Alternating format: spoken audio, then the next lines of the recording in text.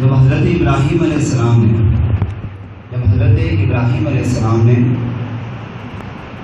بتوں کو توڑا تو نامرود نے حکم دیا کہ حضرت ابراہیم علیہ السلام کو تندور میں ڈال دیا جائے۔ جب حضرت ابراہیم علیہ السلام کو تندور میں ڈالا گیا تو دیکھنے والوں نے دیکھا کہ حضرت ابراہیم علیہ السلام کا ایک بال بھی نہیں تھا جلا۔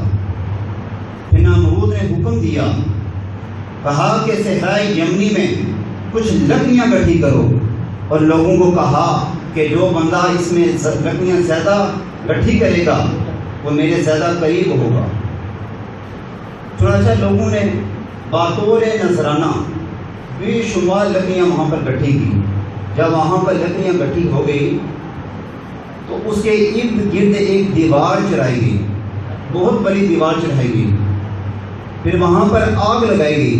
جب آگ لگائی گئی تو اس وقت حضرت ابراہیم علیہ السلام کو جب پھینکنے کی باری آئی تو شیطان مردود نے نامرود کو یہ وسوسہ دلایا کہ حضرت ابراہیم علیہ السلام کو ایک منجیک میں ڈال کر پھینکا جائے۔ جب حضرت ابراہیم علیہ السلام کو اس منجیک میں ڈالا گیا، اس منجیک میں رکھا گیا، تو حضرت ابراہیم علیہ السلام نے اللہ تبارک و تعالیٰ سے یہ کہا کہ اے اللہ، زمین میں تو اکیلا ہے، اے اللہ آسمان میں تو اکیلا ہے، اے اللہ میرے لیے تو کافی ہے، اے اللہ میں تجھے اپنا اچھا ضامن پاؤں گا۔ پھر اس وقت زمین کی تمام چیزوں نے، تمام اشیاء نے اللہ تبارک و تعالیٰ سے یہ عرض کی کہ اے اللہ ہمیں اجازت دے، ہم حضرت ابراہیم علیہ السلام کی مدد کریں۔ تو اللہ تبارک و تعالیٰ نے کہا کہ حضرت ابراہیم علیہ السلام جس سے مدد چاہیں گے وہی اسے مدد دے گا۔ پھر حضرت جبرائیل علیہ السلام، حضرت جبریل علیہ السلام 70,000 فرشتوں کو لے کر حضرت ابراہیم علیہ السلام کے پاس آئے اور حضرت ابراہیم علیہ السلام سے کہا کہ اے اللہ کے خلیل، اے ابراہیم علیہ السلام، آپ ہمیں حکم دیں، ہم اس آگ کو ایک پھونک سے اڑا دیں گے۔ حضرت ابراہیم علیہ السلام نے کہا کہ مجھے آگ سے کوئی کام نہیں۔ حضرت جبریل علیہ السلام نے دوبارہ حضرت ابراہیم علیہ السلام سے کہا کہ آپ مجھے حکم دیں۔ حضرت ابراہیم علیہ السلام نے کہا کہ میں اللہ سے فریاد کروں گا۔ پھر حضرت جبریل علیہ السلام نے کہا، آپ نے کہا کہ پھر آپ اللہ سے دعا کیجیے۔ تو حضرت ابراہیم علیہ السلام نے کہا کہ اللہ تبارک و تعالیٰ وہ جانتا ہے، آپ کا اتنا ہی کہنا تھا کہ اللہ تبارک و تعالیٰ نے فوراً آپ کو حکم دیا کہ آگ ٹھنڈی ہو جا اور سلامتی والی ہو جا۔ مفسرین اکرام لکھتے ہیں کہ اگر یہ سلامتی والی شرط عائد نہ کی جاتی تو آگ ہمیشہ ہمیشہ کے لیے ٹھنڈی ہو جاتی۔ تو پھر امت محمدی، پھر سارے لوگ اس آگ سے فائدہ کیسے حاصل کرتے ہیں؟ کیونکہ کئی اشیاء ایسی ہیں جو آگ سے بنتی ہیں اور ہم دن رات کھانا بھی آگ سے ہی بناتے ہیں۔ اگر اس وقت آگ کو یہ نہ کہا جاتا کہ اے آگ سلامتی والی ہو جا، تو پھر قیامت تک آگ ٹھنڈی ہی رہتی۔ کہ جب حضرت ابراہیم علیہ السلام کو اس آگ میں پھینکا گیا تو اللہ تبارک و تعالیٰ نے آگ کو حکم دیا کہ اے آگ سلامتی والی اور ٹھنڈی ہو جا۔ پھر حضرت جبریل علیہ السلام بلور اور جنتی لباس لے کر حضرت ابراہیم علیہ السلام کے پاس گئے اور حضرت ابراہیم علیہ السلام کو وہاں پر تخت نشین کیا گیا۔ نامرود اپنے ساتھیوں، اپنے وزیروں کے ساتھ بیٹھ کر 7 روز تک یہ معاملات دیکھتا رہا۔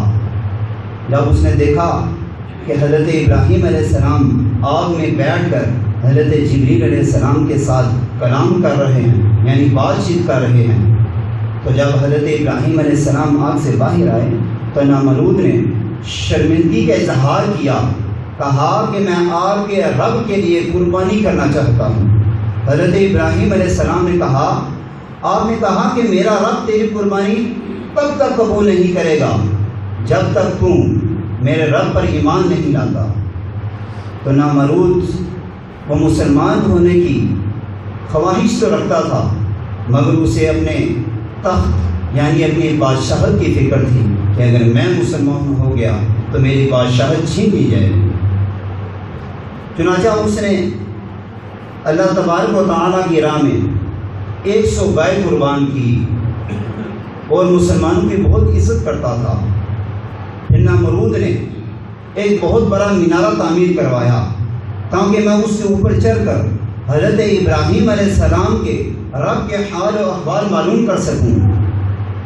جب اس نے 3 سال لگوا کر یہ مینارہ تعمیر کروایا، جب وہ اس مینارے پر چڑھا تو کیا دیکھتا ہے، اوپر چڑھ کے اس نے دیکھا کہ جتنا آسمان زمین سے دور نظر آ رہا ہے اتنا ہی آسمان اس آخری مینارے سے دور نظر آ رہا ہے۔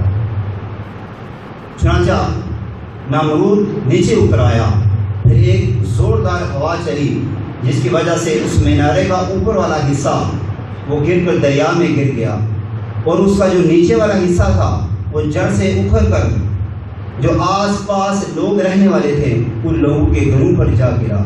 ان میں سے کئی لوگ اپنی جانوں سے ہاتھ گوا بیٹھے، اور کافی سارے ایسے تھے جنہوں نے اپنی زبان یعنی وہ اپنی جو ان کی مادری زبان تھی وہ بھول گئے۔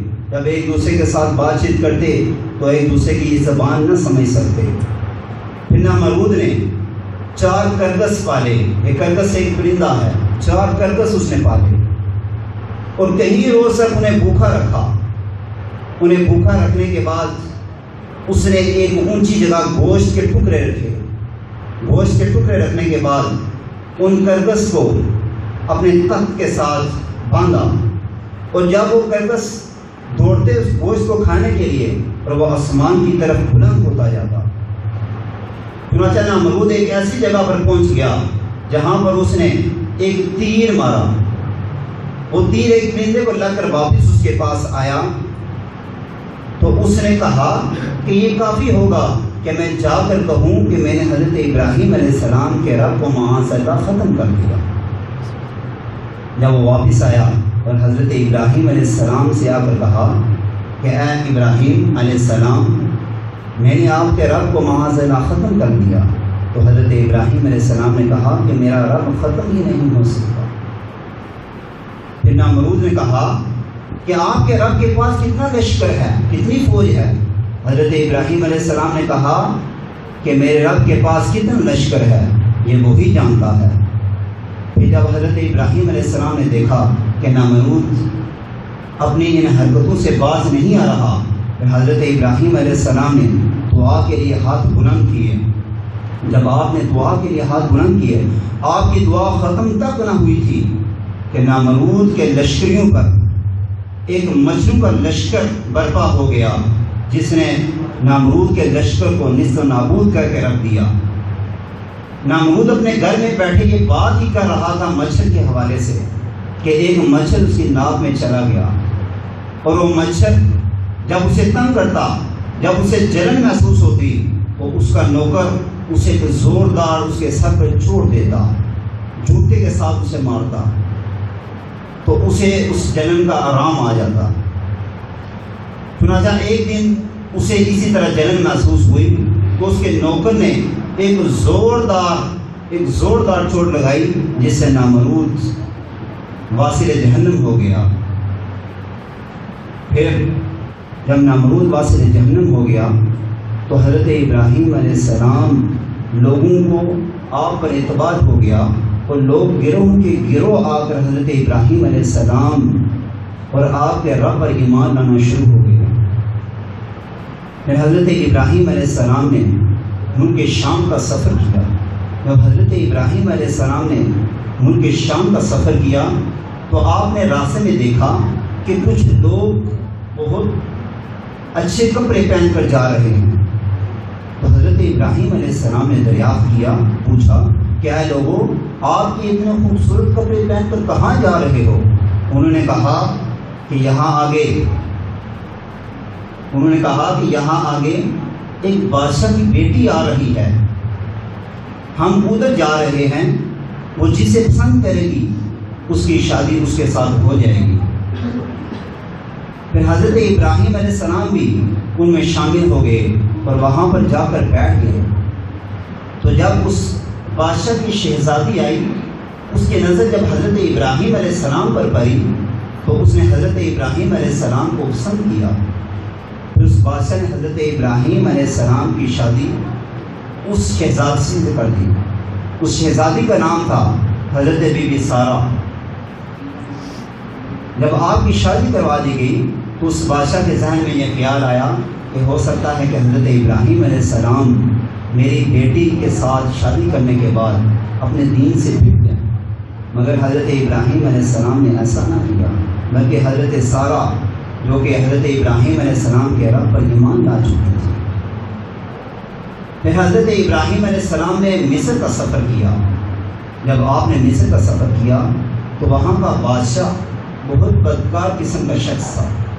جب اسے پتہ چلا کہ یہاں پر قریب ہی کچھ لوگ آئے ہوئے ہیں تو اس نے حضرت بی بی سارہ کو اپنے دربار میں طلب کیا۔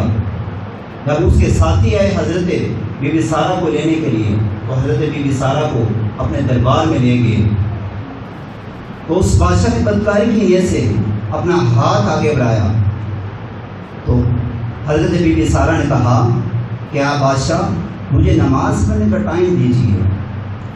تو جب آپ نماز پڑھنے کے لیے کھڑی ہوئی تو اس بادشاہ نے دیکھا کہ حضرت بی بی سارہ کی کوئی نماز ختم ہی نہیں ہو رہی۔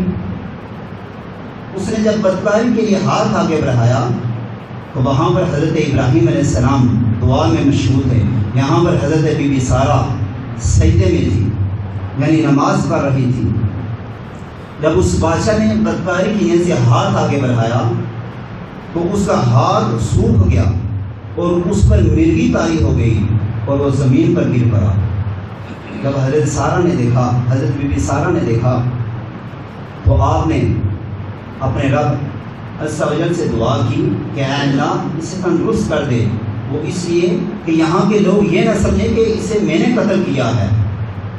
چنانچہ اللہ تبارک و تعالیٰ نے آپ کی دعا قبول کی اور وہ بادشاہ ٹھیک ہو گیا۔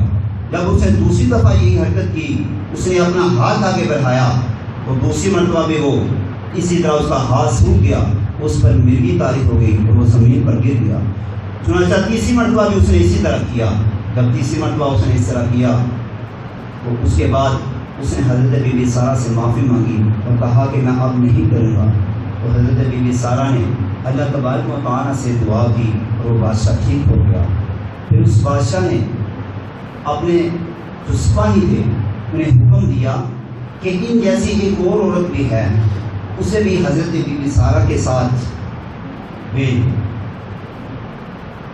چنانچہ حضرت بی بی سارہ حضرت بی بی حاجرہ کو ساتھ لے کر جب حضرت ابراہیم علیہ السلام کے پاس پہنچی تو حضرت ابراہیم علیہ السلام کو من و عن واقعہ بیان کیا اور حضرت ابراہیم علیہ السلام سے حضرت بی بی سارہ نے کہا کہ اے اللہ کے نبی، اے اللہ کے خلیل، اے حضرت ابراہیم علیہ السلام، میں آپ کو یہ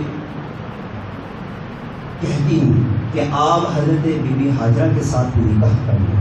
تو حضرت ابراہیم علیہ السلام نے حضرت بی بی حاجرہ کے ساتھ بھی نکاح کر لیا۔ اللہ تبارک و تعالیٰ سے دعا ہے کہ ہم سب نے جو کچھ سنا اس کو عمل کرنے کی توفیق عطا فرمائے۔